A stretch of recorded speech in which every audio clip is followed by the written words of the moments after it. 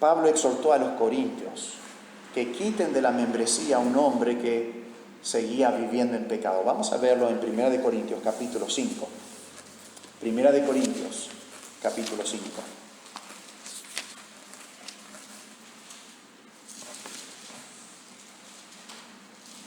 1 Corintios 5, 1 al 5, vamos a leer el párrafo. Dice: de cierto se oye que hay entre vosotros fornicación, y tal fornicación cual ni aun se nombra entre los gentiles. La palabra fornicación acá se está refiriendo a una inmoralidad sexual.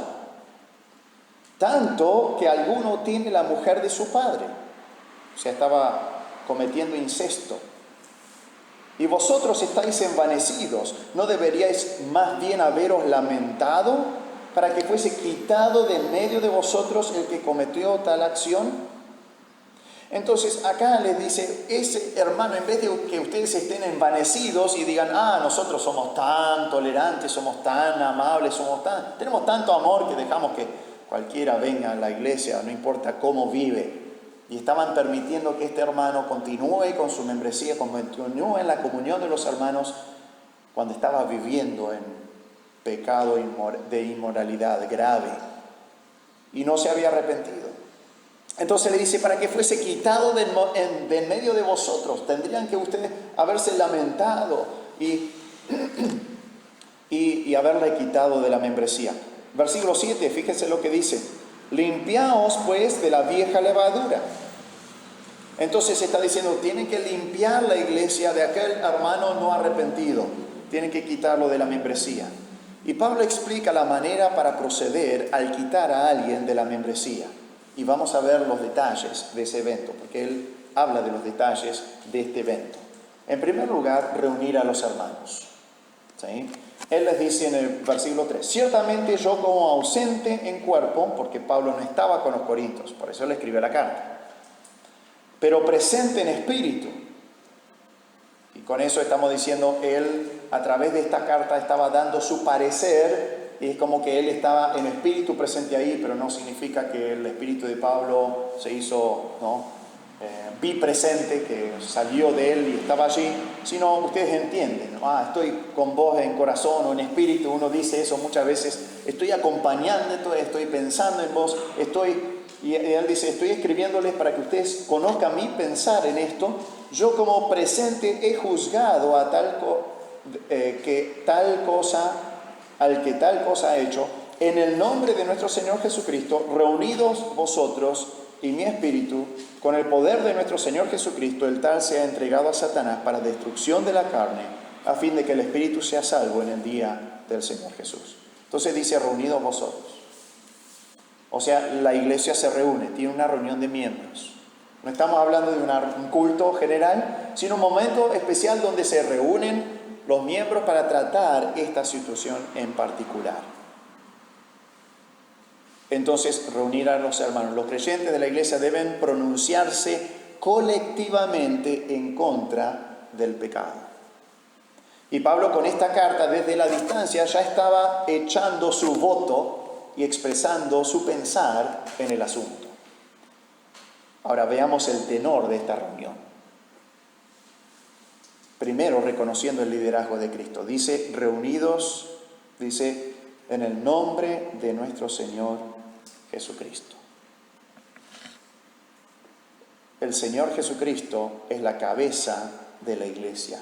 Y cuando la iglesia se reúne, debe hacerlo en sumisión a su liderazgo y voluntad, y las decisiones que se tomen deben honrar a Cristo. Por eso nos reunimos en el nombre del Señor Jesucristo. No nos reunimos por nuestro antojo o siguiendo nuestro propio gusto, sino honrando, respetando a Cristo, que es la cabeza, y las decisiones que se toman deben honrarlo a Él. Si no, no se hacen en el nombre del Señor Jesucristo. ¿Sí? Es lo mismo que las oraciones, lo hacemos en el nombre de Jesús, pero eso no significa que agregamos esa colita al final de nuestras oraciones, el nombre de Jesús, amén, y listo, ya está hecho en el nombre de Jesús. Si oramos egoístamente, no estamos orando en el nombre de Jesús, a pesar de que digamos las palabras. Entonces, sinceramente, los hermanos se reúnen considerando a Cristo, que es la cabeza, el líder, y haciendo la voluntad de Él, ir honrándolo a través de las decisiones que se toman. También reconociendo la autoridad delegada por Cristo. Porque dice, reunidos en el nombre de nuestro Señor Jesucristo, reunidos vosotros y mi espíritu, con el poder de nuestro Señor Jesucristo. O sea, se reúnen con el poder o la autoridad que Cristo le ha delegado a la iglesia. Jesucristo dio autoridad a la iglesia para llevar a cabo la disciplina de sus miembros de acuerdo a los preceptos bíblicos. ¿Sí? Por eso es pecado lo que se confronta, no un gusto o una tendencia o una opinión. Y se hace conforme a la palabra de Dios. Se hace conforme a los pasos que Cristo estableció. Y esa palabra poder tiene que ver con fuerza. Esta fuerza de Cristo radica en dos cosas. La fuerza que tiene la iglesia para disciplinar a un hermano radica en dos cosas. Primero, este poder radica en el mandato de Cristo a la iglesia a disciplinar a sus propios miembros. Cristo le ha dado autoridad a la iglesia para disciplinar a sus propios miembros y mantener la pureza de la comunidad cristiana. Notemos que a pesar de que Pablo se involucra para incentivar a la iglesia de Corinto a hacer lo correcto, Pablo no toma la disciplina de este hermano en sus propias manos. Pablo no dice, ese hermano, yo ya lo discipliné, listo, ya está fuera, ya no es miembro de la iglesia.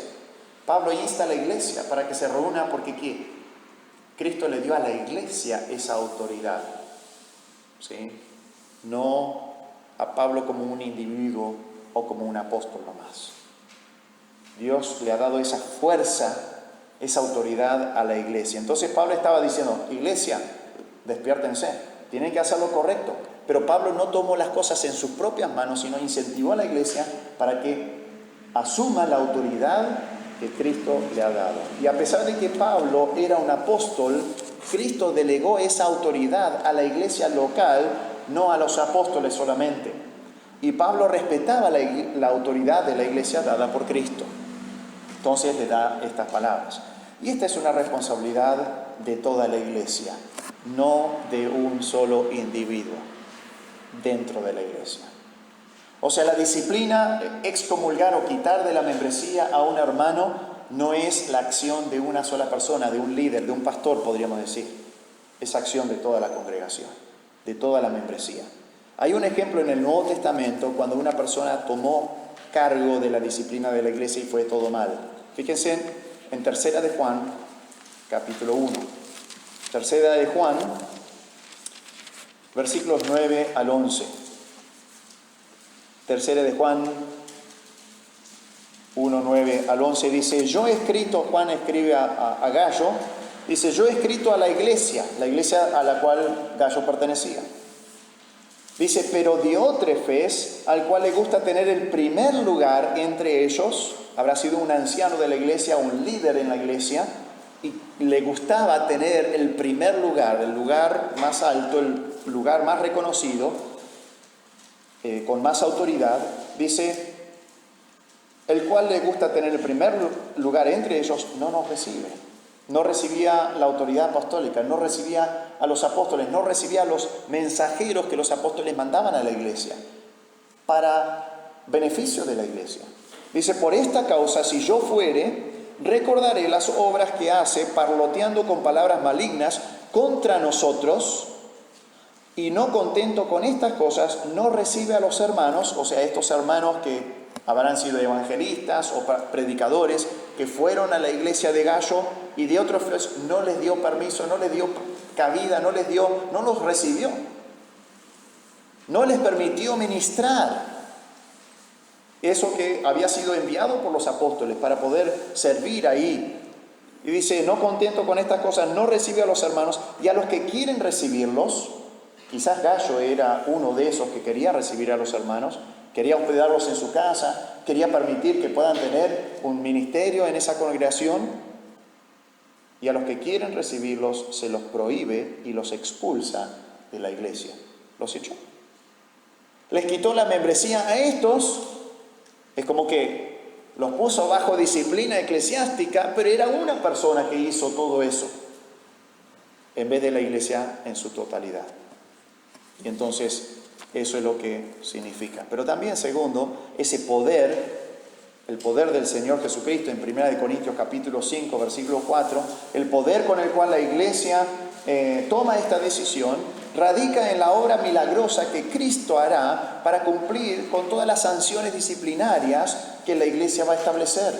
O sea, Cristo va a avalar y decir, lo que ustedes decidan, yo voy a actuar con mi poder, haciendo una obra milagrosa en el corazón y en la vida de esa persona, para que esas sanciones disciplinarias tengan su efecto. Esta palabra poder es dunamis, ¿sí? Se utiliza casi en su mayoría de las veces en el Nuevo Testamento para describir actos milagrosos. Los milagros de Jesús y de los apóstoles se describen con esta palabra, dunamis. Se utiliza de esa manera, y el poder de Cristo Jesús es el que traerá los efectos necesarios de la disciplina de la iglesia. Uno puede pensar, si el hermano en pecado no se arrepintió cuando toda la iglesia le fue y le estaba confrontando con su pecado, no se va a arrepentir si la iglesia lo quita de la membresía. ¿Qué le importa a ese hermano? ¿Qué efecto puede ser poderoso suficiente para traer ese arrepentimiento?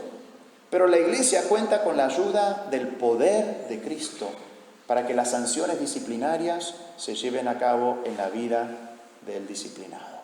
Entonces, con el poder de Cristo, Cristo de una manera poderosa va actuando para que esas sanciones disciplinarias puedan surtir efecto. Así que eso es lo que debe hacer, reunir a los hermanos. ¿Sí? Se tiene una reunión.